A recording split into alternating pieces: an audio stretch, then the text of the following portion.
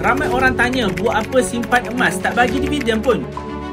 Tapi tahu tak, orang yang kejar dividen biasanya hilang nilai duit tanpa mereka sedar. Ramai yang tak faham fungsi sebenar emas. Walaupun emas tiada dividen bulanan dan tahunan, tapi emas melindungi kekayaan kita dari susut nilai duit kertas. Bila harga barang makin naik, duit makin kecil nilainya. Tapi nilai emas pula makin naik mengikut inflasi. Contoh mudah, 10 tahun yang lepas, RM100 boleh beli banyak barang. Tapi hari ini separuh pun tak lepas. Tapi kalau RM100 itu ditukar kepada emas, nilai dia bukan je kekal, tapi malah meningkat. Jadi walaupun emas tak bagi dividen, tapi kita dapat sesuatu yang lebih penting, iaitu kuasa beli yang tak hilang di telan masa. Bezanya dengan ASP dan tabung haji, duit kita masih dalam bentuk tunai. Nilainya boleh jatuh bila inflasi naik. Tapi bila kita simpan dalam bentuk emas fizikal, nilai kekayaan kita itu dilindungi. Sebab itu orang yang bijak bukan kejar dividen, mereka kejar aset yang kekal nilainya. Jadi bagi tuan-puan yang nak selamatkan simpanan daripada hilang kuasa beli, boleh rujuk pin video di profil atau boleh isi guru sekarang.